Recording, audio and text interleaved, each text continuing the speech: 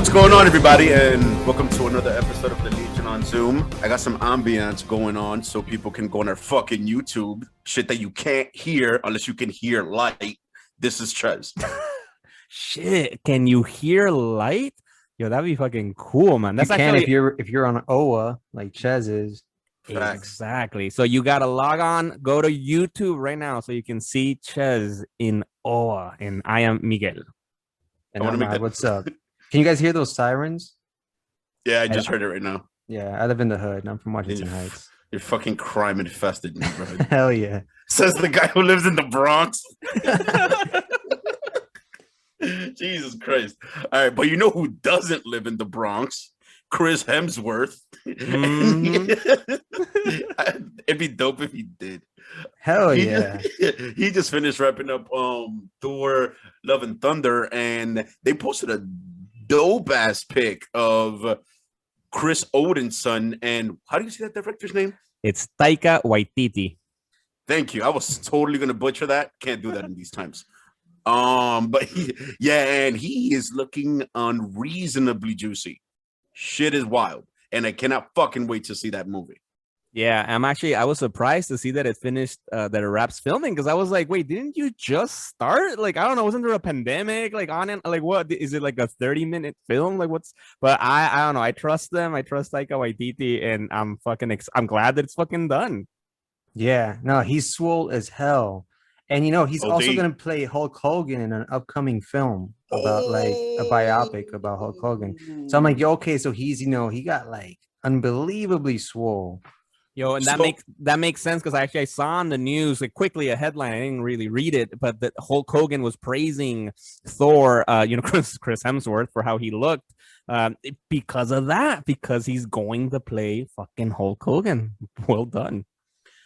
My whole thing is I can't wait to hear his accent as Hulk Hogan, because he's going from a character that speaks in such a, I guess the correct term would be, for lack of a better term, opulent accent, that it's even has a different font in comics, to being fucking the most American accent of all time. And he's Australian. This is going to be very interesting, brother. I can't, that's going to be awesome. I can't wait.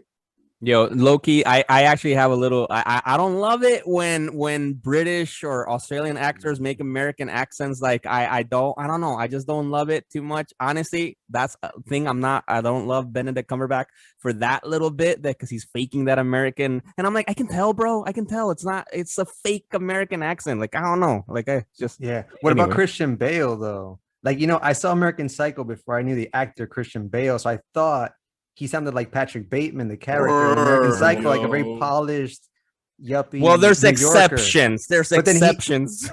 Yeah. Well, yeah, there are people. And like Hugh Jackman also. Well, I stand corrected. You're right. Right. Yeah, Christian Bale, Hugh Jackman. Anybody else, fuck you. No, yeah, but what about fucking even after American Psycho? So we know he has an accent, and then he does Bruce Wayne. Shit. That's crazy. That's fucking crazy. That's fucking bad. But yeah, dude, I cannot wait to see this movie. Now I also can't wait to see him as Hulk Hogan, which, by the way, quick side note, has anybody always found it kind of weird that even though Hulk Hogan is a super patriotic character, he wears the colors of communism? I forgot where. Yellow? Yeah, and red. I forgot where I heard that, but like it always stuck with me. You have communist China, yellow and red, communist Russia, yellow and red. He doesn't have any red, white, or blue, like the combination on him anywhere. That doesn't make any sense. But yeah, just something. I wonder what message he's trying to give to the young people out there. Jesus Christ. Fucking to read between the lines. It's all fucking hand gestures and movement, smoke and mirrors.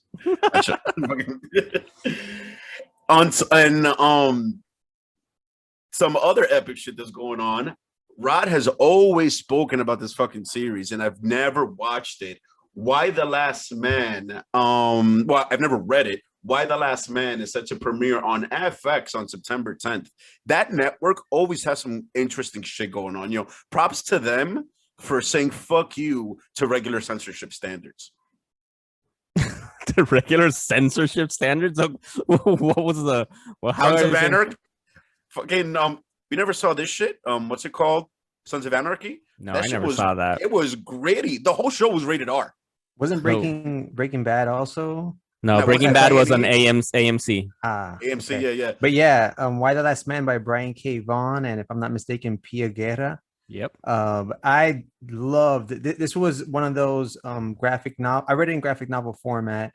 Always been a fan of Brian K. Vaughan, and it was like it was like what Netflix is, like a Netflix comic book series. It's like you just can't help but binge it. It's just so good, and I'm really looking forward to. It's been in pre-production hell or limbo rather, like forever. I remember they had Shia LaBeouf cast as the Yorick, as the main character at one point. Word. But yeah, I'm glad they held out to make it a series, because it's a few it's a few volumes long, so I don't recall, but we definitely need a series format for this one. Stoked. Yo, tell the fans out there. So what's the premise? What is it about? All right, it's been quite a while since I read this, but basically Is Yorick, it about the last man? he is the last man on Earth. And it's It's post-apocalyptic, I guess, right? This is what happens if only women exist. And yeah, and he's the last man, and he's on a mission to discover why. And it's, it reminds me a little bit of The Walking Dead. I mean, without the zombies, of course, but it's that post-apocalyptic civilization rebuilding itself after this cataclysm type of deal. I mean, he has a pet monkey called Ampersand. And he gets into this epic adventure. It spans several volumes. It's amazing. I think it's published by Image, right? No, it was Vertigo. Mm-hmm. Yes. Yep. Quick question. Wasn't there some other show about some dude who was the last guy on Earth that I think you had seen before? The both of you had seen it? No, I don't think I saw it. But I know what you're talking about. No, there's an actual show, I think, by Will Forte, the comedian, who was called that. But I think you're referring to the comedy show that Rod has been recommending for a long time, which was on FX too, I think, Rod. Right, yeah, Rod? The Last Man Standing. Oh, there you go. Some Man shit Seeking like that. Woman. Yeah, Oh yeah, my yeah. God, one of the best comedies you'll see. It's better than It's Always Sunny in Philadelphia, right? Wait, what? Yes. Damn, Trust that's me. high praise, bro. No one has followed my recommendation on this show, but if you watch the first season, you will laugh your fucking ass off. I guarantee it. By the way, Anyway. fucking shout out to It's Always Sunny in Philadelphia. If any of the fans want to peek into who we are as people, or at least into how our minds kind of work, check out that show. One of the funniest shows in history. Yeah, true that. No, I didn't mean to downplay one show to lift another. Yeah, you scared the Basically, shit Man out of me, Seeking person. Woman is the shit. I forgot what the actor's name is, but it's some dude you've seen him around. Yeah, we've seen him in other comedy shows and movies and shit like that. All right, but that was a good. So FX, all right, FX does some good shit, and we're looking forward for fucking Why the Last Man coming in September. So that's fucking nearby. But now in other fucking new back to films, right? We just saw, this is legit breaking news that came out yesterday or something, at least in our time, a week or something for you people listening. We finally got a look at Zachary Levi's new Shazam suit. What do you all think? I'm in love. That looks sleek as fuck.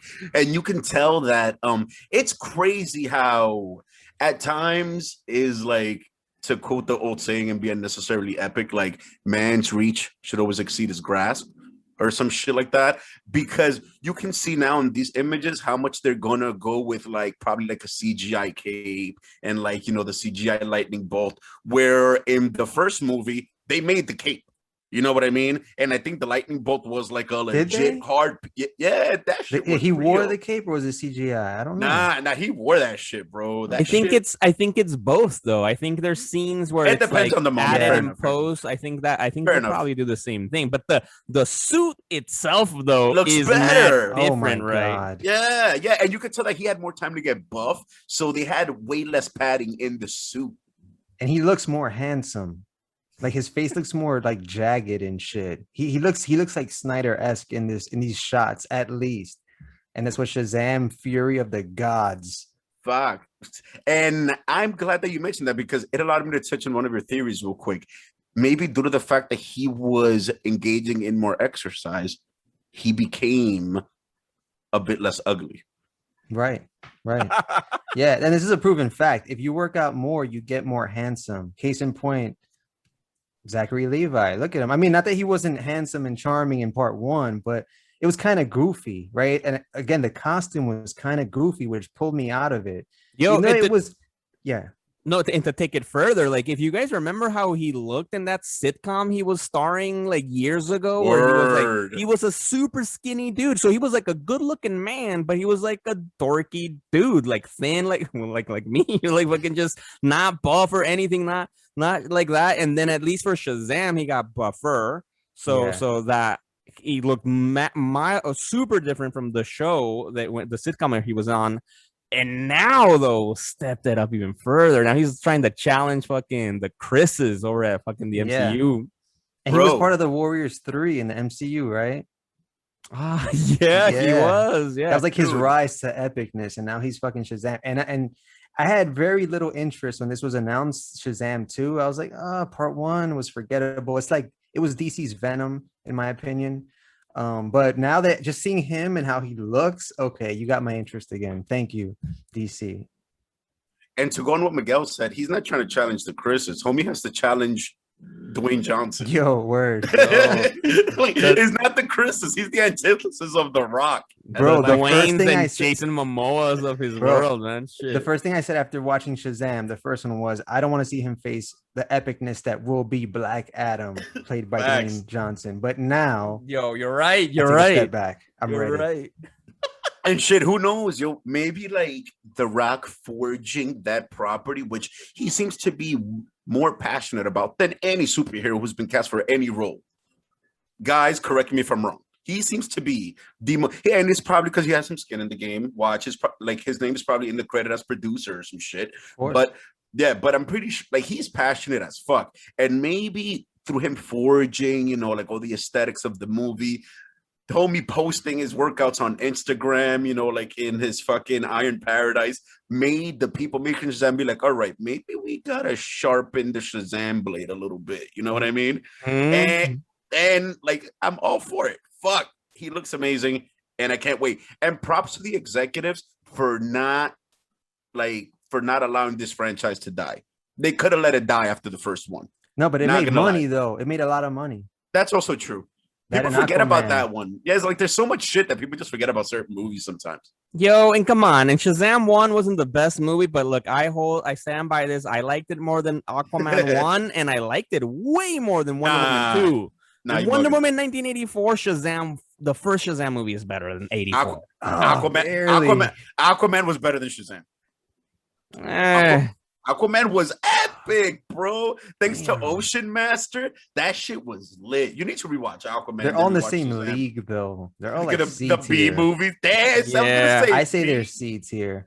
Dude, I agree. We're comparing, not shit. They're not shit, but like it's all the same playing field, you know. But speaking of films that we're hoping were not gonna be fucking C-lister films, right? And teases, we got an epic fucking tease. Motherfucker, the director of the Flash movie, Andres Muschietti, posted on Instagram without any caption, without any fucking thing, fucking Michael Keaton's Batman fucking the logo from his fucking chest with blood on it. And that was it. To me, that wasn't more like blood. That shit was clear and see-through as fuck. I felt like the stuntman was eating like some jelly preserve Raspberry and it landed on his chest. Isn't it National Donut Day too? It is. Yeah. So look at that. I didn't even know that. Yo, we're fucking geniuses. Hashtag Pepe Sylvia. But dude, like as soon as I said, I'm like, wait. That doesn't look like blood. I think it was more about the logo, so forget the red. That logo is an insane update on the suit. Holy shit, that's epic. I can't fucking wait. And of course, I cannot wait for the tease. Are we going to get the Flashpoint Paradox Batman? We are, right? No, we don't know. They haven't confirmed that at all yet. Shit, I thought they did. Right, apparently, all we know that I think they obviously confirmed Michael Keaton in the Flash movie. I think there's strong rumors that Ben Affleck, or I think it might be confirmed that Ben Affleck is going to be in the movie too. Strong rumors. Yeah, strong rumors, and then that's it. But they also have Supergirl in the movie, and they have And I Oh, think that's word? it. Yeah. They have Supergirl Wait, that's gonna get be the played. fuck out of here! What? We're breaking more news. This came out a few weeks To the ago. LoZ. This is meta. We're breaking news to ourselves and the fans. Yeah. Yeah, no, and it's kind of dope because it's they're doing the whole thing where they're like the ethnicity is being changed, so it's a Latina. Sasha Calle is playing Supergirl, No and shit. she looks fucking dope though, you know, like she looks fucking dope, and yeah, so that got announced a little while ago, and I find it crazy that she's gonna be introduced in the Flash movie. Like what? Word, Yo, I am so sold on this movie. It Like, no, go ahead. That's crazy. No, I'm just excited as you are, but you like, yeah. To me, this is, I think, the movie. So the movies right now that the Snyder cuts out of the way, the movies are the Spider-Verse mashup, like the true Spider-Verse mashup, which may not be No Way Home, and then Flashpoint. Like, to me, these are the two big heavy hitters that we got in the near future. I agree, and my only worry is how near future is this movie, right? Because I'm like, they just started filming, and with the pandemic and all that kind of shit, man. I hope we get, when is it? We should have googled this. Like, when is it supposed to come out? They're thinking, I don't think it has I think it was pushed after, a while back. It had a release date, then it was pushed. Well, if it is, I'll put it right here. If we know what it is, it is right now on your screen. So watch this video on YouTube. Yes, and also the other thing, because that movie also, I think my reason to be a little bit more skeptical about it, because it had a lot of turmoil, no, because it lost its director at one point, and it's just been ongoing, but it feels good. It's like found a good home right now, and no, I am very fucking excited about it too, man. Yeah, the director is still the guy that talked about it during Fandom, right? Yep. That's still the guy. That's still the guy. Cool. Yeah. But fuck yeah. But speaking of other movies, and you mentioned the Spider-Verse movie. There was some Spider-Verse movie news recently that came out, not the No Way Home, which we're speculating it'll be Spider-Verse type movie. So for Into the Spider-Verse 2, they've just cast Issa Rae. She's the star of HBO's Insecure, comedian, a wonderful actress and writer, as Jessica Drew, Spider-Woman for Into the Spider-Verse 2. So that's pretty cool. And this was gonna be a stupid question, but just so people know, also animated. It's not gonna be a live action Into the Spider-Verse. Yeah, not yet. That's coming though. But yeah, so let me backtrack. There are 3 movies I'm really stoked about: Flashpoint, the true live action Spider-Verse, and Into the Spider-Verse 2, because part 1 was this shit. The sleeper hit of what, 29? You haven't seen it? No, I saw it. I said I have to rewatch it. I've seen it. I'm like, oh lord. Jesus I Christ. almost caught like a fucking aneurysm or some shit. Bro, you tasted the novelty. Yo, we were about to stop recording right now to watch it. That would have been fucking an emergency. It's one of those things you have to watch. The one thing that stuck with me, I was very upset about how tiny they made the Kingpin's head on his body. Like, I enjoyed everything about the movie, but it's like, why is his head so tiny? They beasted. Yeah, well, they're making it very comic booky, right? Like they were doing, these things. So they were making it very ridiculous, but that's the one little weird thing. And also, like, was good. Is Spider-Gwen canon, or what's up with that? Are they doing like a Miles Morales? The fact that she was so popular, it's like, here you go, shoehorn her. She just got mashed in. I think you've asked the same question, and we've covered this. Really? Wait, I don't know. What are you asking? In all fairness, we covered how did Gwen Stacy come back, and how is she now Spider-Gwen? But what do you mean how she came back? Like in what? And no, she's a Spider-Woman. She's basically Spider-Man from another universe. Right. No. Okay. What I'm saying is, so Gwen Stacy's dead in the Marvel 616. No. I know that. I know that. Dead. I know that. She died a long ass time ago. She's like OD worm food. Yeah. But what I'm saying is, like, Spider-Gwen, after this movie, the first one dropped, did they make her canon, or she's been canon. So Jason Latour, and I remember who else created Spider-Gwen. Actually, I think for the original Spider-Verse comic book, which was done by Dan Slott and who else? And she became very popular, and then she got her own book, and then they really started to flesh out her universe, which was then used for inspiration. Like the story that Spider-Gwen says in the movie Into the Spider-Verse, they took that from the comic books, from Jason Latour's work. This entire time, I've thought that Spider-Gwen's debut was Into the Spider-Verse. I was completely ignorant of her existence before that movie, and as I'm sure some fans were too. Technically, from Into the Spider-Verse, I would say the only original character is the Peter Parker, who's like a deadbeat from the that got fat and separated from Mary Jane. He's technically the only one that's not. I haven't seen him properly in the comic books. That one needs his own book.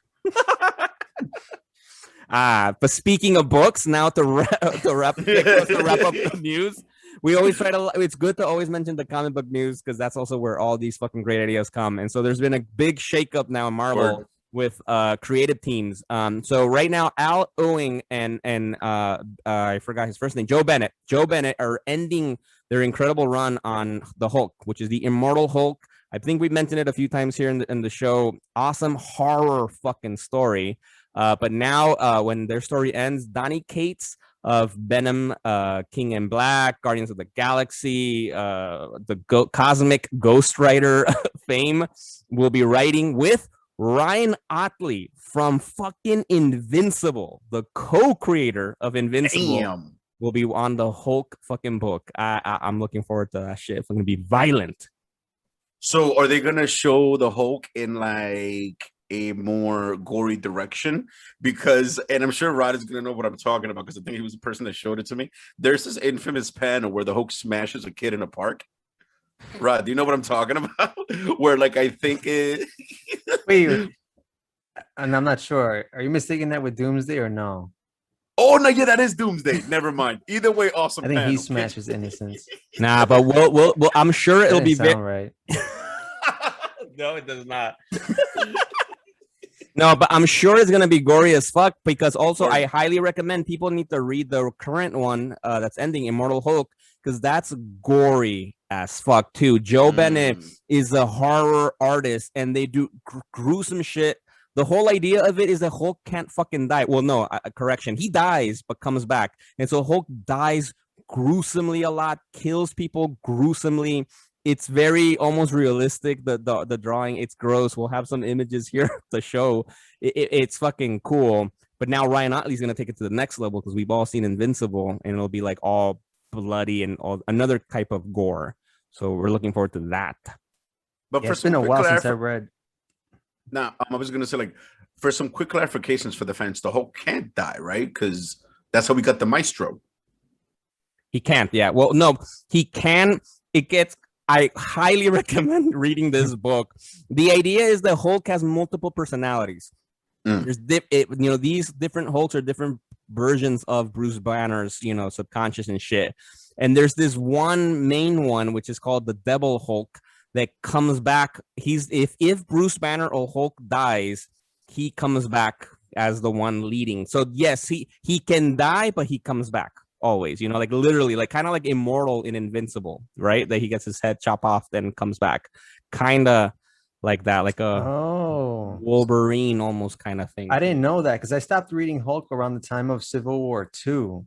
Right, where he gets assassinated or some shit, and it right by Hawkeye. Yeah, right. And then anyway. Yeah, so that's new, exactly. So that's Al Ewing in his Immortal Hulk run really dove into that and really added some crazy mythos to it that he kind of goes to some kind of Hulk hell, and like everybody who's a Hulk, everybody who's been exposed to gamma radiation goes through that and goes to this green door. And is like Hulk hell, and then you can come back. It's fucking trippy as fuck. Yo, this shit used to be the dude could turn into some shit because he got exposed to radiation, and that's it. Right, exactly. Good Lord. So technically, you would think that Maestro, this is the future version of the Hulk from a famous Peter David run, Future Imperfect, where he's like ruling the world, basically. You would assume that that's just the one that's alive during that time. And if he dies or something, we'll get Devil Hulk back or something. But it's another persona of him. It's fucking. What does this mean for Bruce Banner, though? Like, does he die? He's in torch. He's in hell always. Like he's just suffering because he comes back and he loses control, becomes the Hulk again, and it's like Mephisto's hell. No, like this Hulk hell.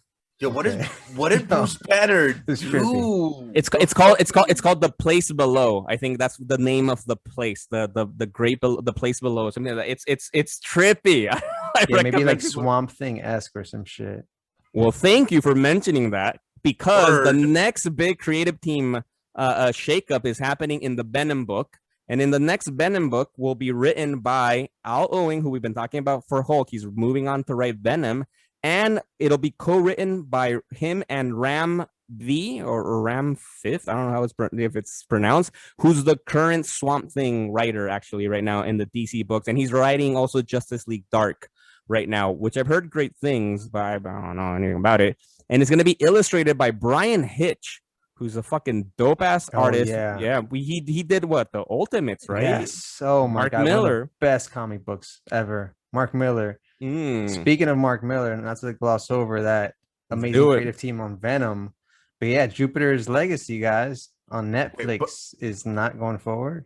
And real quick, before you mentioned how that so got dubbed, which I'm kind of sad about, I just want to let the fans know, since you brought up Swamp Thing, for our next edition of the LoZ book club, we're actually going to do the Swamp Thing book by the one and only Neil Gaiman himself, like the infamous Swamp Thing book, not like some new rewrite, Wait. not some other shit. Wait. You're confusing that- your epic comic scribe. Yeah, bro. No, it's not Alan Neil Gaiman. Moore. Alan Alan Moore? Moore. Yes, from Watchmen fame, Alan Moore. It's his famous run. Yeah. We're going to get sued. They're both epic dudes from Yeah, the fair UK enough. or some shit. I They're don't both know. they're both really weird, extremely creative guys. Yeah, so the Swamp Thing book by Alan Moore. Yeah, Yes, so I didn't know this, but this is apparently the DC book that launched Alan Moore's career. And throughout the history that I don't know, the 20 years of reading comic books, I've always seen this book like in my face. Like the must reads, the saga of the Swamp Thing. Yeah, I've heard it mentioned Always so many up times. there.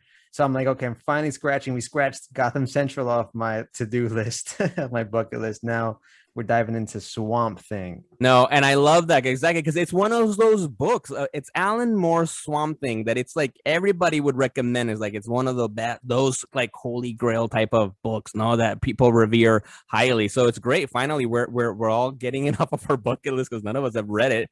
And we were actually debating to help out Ches. We were debating between Neil Gaiman's Sandman, the first volume, and reading Alan Moore's Swamp Thing. That's where I got it from. Yeah, we ended up choosing Swamp Thing because Rod, as you know, has dived deep into Neil Gaiman's Sandman, doing the audiobook and all that. So we want to do something that's new for the three of us.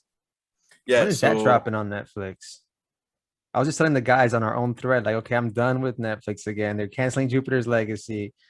I mean, so should we just dive into Jupiter's Legacy? Yeah. Also, just keep the service. Jesus Christ. Yo, it's expensive now. What is Netflix now? Like $18 a month? Like $900 a month. Yeah. I'm not trying to sound like I don't know. And bro, I love how they no only longer do DVDs and raise the price. Yeah, word. I feel like I only go to HBO Max. Like everything else is, I don't know. Like Prime, I have it because it comes with the fucking membership. Yeah, word, valid. Fucking Bezos, dude, the god of consumption. Word. Like, fuck, is like, yo, you want your packages faster? How about some video and music too? Yo, like, all right, you got it. All right, I'll take it. Yo, he's altering like the evolution of humanity, bro. That's how epic he is. He's Lex Luthor, man. I'm telling you, he's Lex Luthor. He's altering the evolution, but not in a good way, bro. Probably he's gonna be controlling us at the end completely. It could be some Wally shit. You know what's funny that I was thinking that like in the future we're definitely gonna have those chairs, but they'll be made by Amazon. Yeah. All right, but finally, 100%. Yo, let's dive into this. So, right, because the last news piece, right, is that fucking Jupiter's Legacy got canceled. Word. And right around the time we were going to do our review. Yeah, or it's like going to be reworked or some other mumbo jumbo. But that shit ain't going to be reworked. I was reluctant. I mean, I was a fan of the comic book. I don't remember all the details about it, but I've just loved Mark Miller, the aforementioned, another epic comic scribe. I just love his shit, and I like the fact that Netflix gave him like his own deal. You know, we have like a Super Crooks anime apparently also on the horizon, or maybe not. Maybe they're taking a step back and changing a lot of things. But yeah, so I don't know. Maybe this one didn't perform to their expectations, but it doesn't look like they're gonna keep going. So actually, question for you, Rod, about that. I didn't know. It's like because you read Super Crooks. So is Super Crooks supposedly in the same universe as Jupiter's Legacy? Yeah, last I read, there was a Miller verse. So at the end of Kick-Ass 2, there's like, I don't know. Yeah, I have to go back into the comic books, and there's like a panel where I don't know I don't know whether or not he's integrating them all, or whether they were just movies in the Kick-Ass world. I don't remember. But yeah, there's some that's Miller crazy. verse. That's bugged out. Yeah, so because for the news, no, what ended up coming out recently, and then this is the statement the Mark Miller posted, right? That so Jupiter's Legacy is canceled. That he says obviously they, with the deal that they have with Netflix and Miller World, they still own it, and so they're like they might come back to it at a future date. Apparently, there were creative differences that they couldn't, settle for season 2, so they decided to cancel it. But they're gonna dedicate themselves now to the Super Crooks, because apparently they're doing two things. Apparently they're doing the anime and like a live action show of Super Crooks, and so now they're putting all their efforts into that, which is co-created by Mark Miller and Lionel Francis Yu. Yes, it's a dope ass artist too. And so that's what they're doing. Honestly, for me, I'm like, this is not a good sign, right? Because I'm thinking if this is what happened with the first fucking intellectual property that Netflix is working with Miller on, like, it doesn't bode well for the next fucking stuff, right? Like, what's gonna happen for Super Crooks, for the Magic Order, for fucking the Magic Order, all this other stuff, Nemesis, or Huck, I think they're doing too. Like, well, I mean, I think they're probably gonna like reverse engineer in a way. Like maybe they were going for like general aesthetics for like all things that were going to be under like the Miller umbrella, and because they're going to quote unquote rework, i.e. not bring it back for Jupiter's Legacy, maybe they're doing a whole like aesthetic shift. Because to be honest, I wasn't grabbed by Jupiter's Legacy. Like the aesthetics weren't engaging. The Utopian's costume, it didn't grab me. It was fire. No, it wasn't. He's the most epic part of the whole show. He looks like a God, Jesus, Clark, Thor God. That shit was it was overwhelmingly meh. Like I saw him and I was like not struck. Like Josh Duhamel in the flashbacks was more impressive than Josh Duhamel as Utopian. Damn, he was handsome as he was fucking that suit in the whole show. Nah, bro. All right, so let's do it. We'll do our review now. And before, okay, we're gonna dive into the review. But I said one more comment. I know, let's not kid ourselves, gentlemen. We all know that Invincible wiped the floor with everybody, and once Invincible came out and just changed the motherfucking game, this shit is a meme now. I feel like other people are looking on like, yo, there's some high quality shit out there, so facts. But don't try to defend this whack show by saying that Invincible was so good. I don't think it was whack. All right, so I don't think I found both the flashbacks and the present time compelling. And the flashback, I don't know. I got like the Mummy, Brendan Fraser, Indiana Jones kind of vibe. I don't know what's going on there. Set it up for people listening right now. So what was the show about? Like, all right. So if you haven't seen it, during the Great Depression or some shit, this guy. Spoiler alert too, obviously for everybody. Yeah. Or some shit.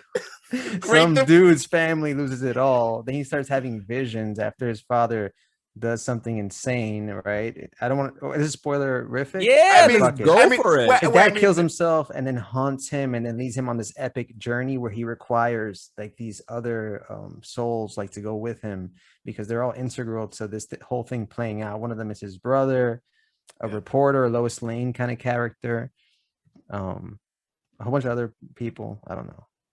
But yeah, so they go to this island, and on that island they gain mystical powers. And from that, I got Eternals vibes too.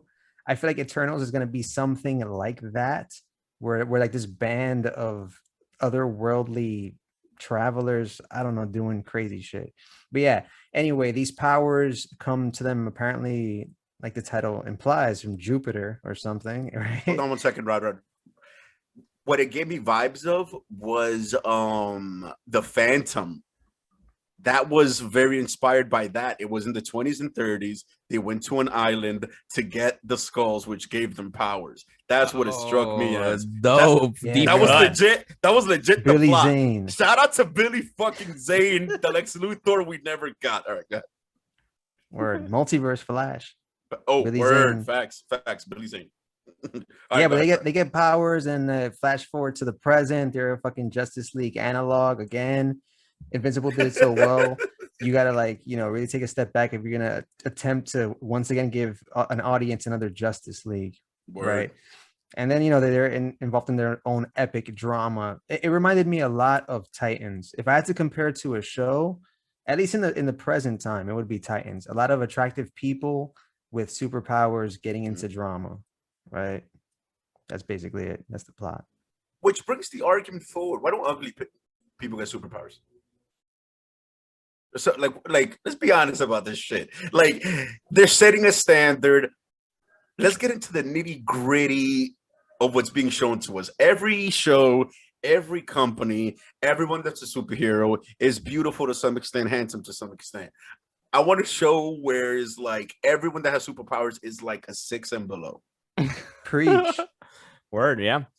All you have to do is go back to the 90s era of comic books, right? Especially like with all the men ridiculously buffed and like exaggerated, and the women too are like extremely sexy with unrealistic bodies and costumes that are basically just covering the nipples and like their ass and pussy. That's it, In some cases, both, because She-Hulk had engorged female body parts like tits and ass and massive muscles, which is...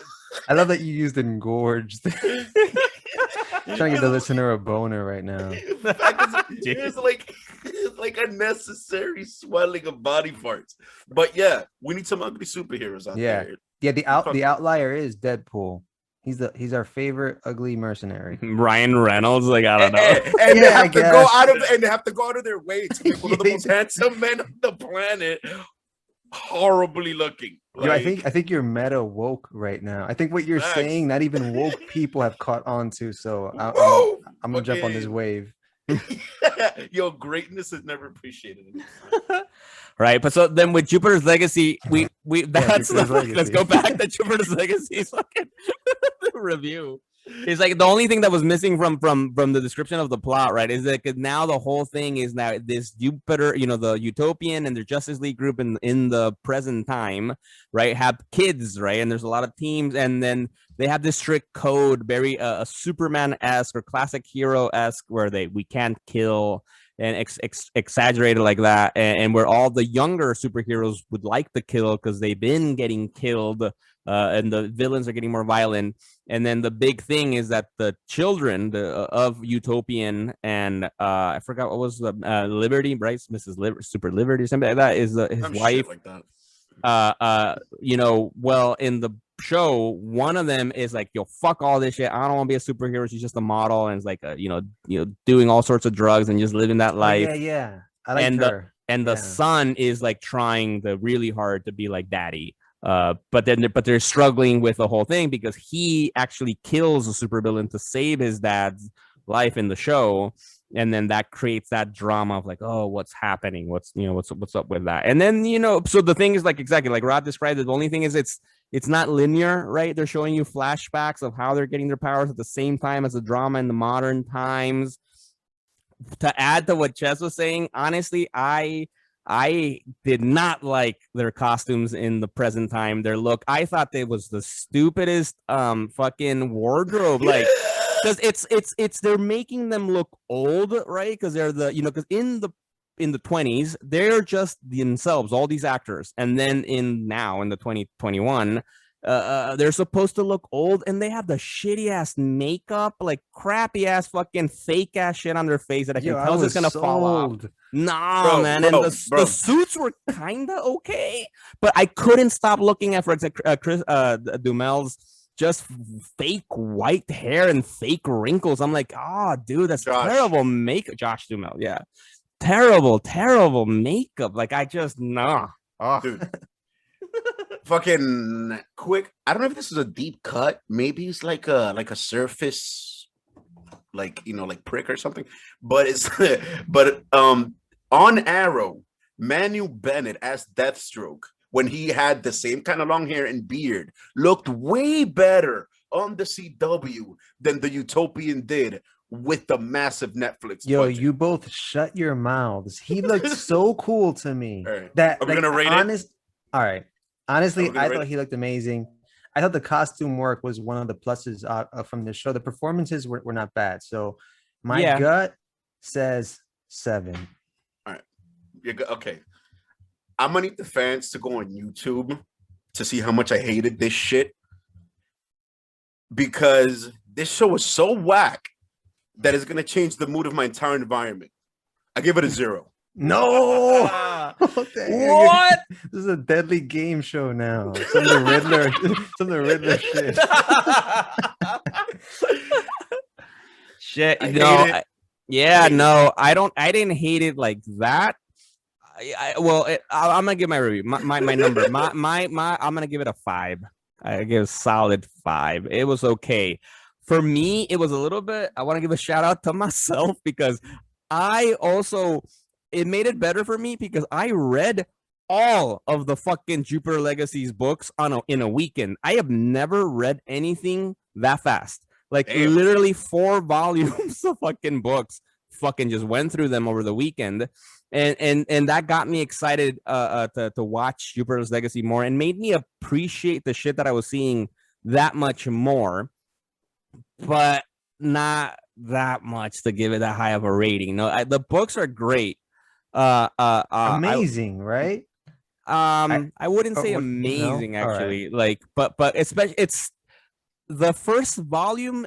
Well, okay, it gets complicated right now. If you're listening or watching us right now on YouTube, if you want to read Jupiter's Legacy, we have to describe right now that it's a little bit different how they have it right now for you to purchase than how it came out. They kind of went Star Wars kind of road with like episodes being at different places, because technically Jupiter's Legacy is 2 books. It's Jupiter's Legacy and Jupiter's Circle. Jupiter's Legacy is what we were describing right now about the Justice League in the present time with their kids and that kind of stuff. Jupiter's Circle is supposed to be the prequel books to what happened, you know, how they got their powers and all that kind of stuff. So what's it explores the group more in the 20s and 30s and in even in the 70s, I think, their story. So I loved Jupiter's Circle. Those books were great. They came out, technically, Jupiter's Legacy came out first, and then Jupiter's Circle, and then another Jupiter's Circle, and then Jupiter's Legacy again. But now, if you go to buy them, volume 1 is Jupiter's Circle, the first one, the one that's set. So it's chronologically in order now, if you buy them. So you really, if you want to watch the show, you'd have to buy the 3rd book that's out right now, if that makes sense. I encourage the fans to not do any of that. Yeah, the books are good though, and especially Jupiter's Circle. Jupiter's Legacy is illustrated by Frank Quietly. Come on, that's why I was a big fan of it. Yeah, so those books get better over time. I feel like, you know, the first volume, the first Jupiter's Legacy book was so. All right, stop hating. What do you give this show? I give it a 5. All right, so that gives it a 4. I did the numbers. Yep. LoZ. Oh yeah. 4. So far, wackest shit we've encountered. I hated it. And the part that's kind of surprising to now is, like, now that it got canceled, right? It's like it ended on a huge cliffhanger. The show. Did you not see the finale? I did, but you don't remember? I didn't care. That's how. What? But I thought you liked the show, Ron. You were excited. I'm confused. I mean, give it a 7. You'd remember how a 7. Like, it's an enjoyable watch. I feel like if you start it, Chez, you didn't even finish it, right? Nah, dude. I got up to the part where the daughter was like throwing shit, like episode 2. Like, she did like a Lamborghini or some shit. It's some shit like that. Yeah. That I got up to that, was like, fuck this. I think she might was Chloe. I think she might have been my favorite character. Maybe. All right, No, so Walter. can we throw some spoilers about the book and like as it relates to the story right now? Okay, so now actual spoiler alert here for the fans because that one actually matters. Go ahead. Spoiler alert! Right.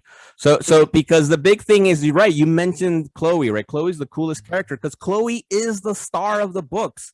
Chloe. So if you read Jupiter's Legacy, I'm gonna give you a big ass spoiler right now. The Utopian and Lady Liberty get killed like in the first few issues. They're not the main people. They get killed. So eventually at the end of season 1, we find out that his brother, who's the guy with the mental powers, is actually the bad guy. He's the one that's being, trying to get his son, a Utopian son, to turn and orchestrating all this stuff to make the Utopian fall. What I didn't like about in the comic books is that basically everything that happened in season 1 was like 2 books in the book. Damn. So which made me feel like all of a sudden, because in the books it goes super fast, because who kills the Utopian in the books? His own fucking son. What? His son blasts his fucking face off with his laser beams from his eyes because he got convinced by his uncle to fucking do it. Pretty sure that didn't happen in the show. Right, but I was excited it was going to lead up to that because at the end of season 1, that's why it was a huge a cliffhanger. We find out that his brother is actually evil and he's been orchestrating all this shit. And so then that leads, because then the book gets fucking dope because all of that happens. The brother and his uncle kill his parents. There's patricide in the fucking book, right? And then Chloe has a son with ¿cómo se llama? What's the Batman type character? What's his name? Damn, I forgot. Jesus, Rod, you watched it too? You gave it the highest review. You don't remember. There you go, fucking like the litmus test of how engaging. Well, yeah. Anyway, it's like the invincible effect. Like one of the original members of that team, we find out in Jupiter's Circle that he's screwed over by fucking Utopian's brother, and they think that he's the villain. And so Skyfox, it's Skyfox, the character. And in the show, I was gonna say Star Fox, but I stopped myself. Close, yeah. No, and in the show, his son is the guy with the fun little magic rod. Him and Chloe have a son, and the books are basically about them 3 escaping the Utopian's brother and their rule, because Utopian's son becomes the president of the United States. Jesus Christ. This all happens in 5 issues. Like, it's what super the fast. fuck, man? So, like, everything we just saw on the show right now, that's not even the story. Really, like, the story is a whole other shit that what I just described sets up Jupiter's Legacy. Like, there's so much more afterwards about I could tell you what happened.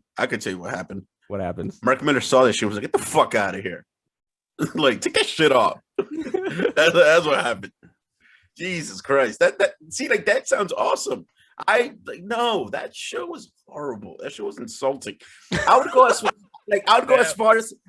far as to say, and I can't believe I'm gonna say this about Netflix, because actually I consider them conscientious content creators because of the Marvel shows.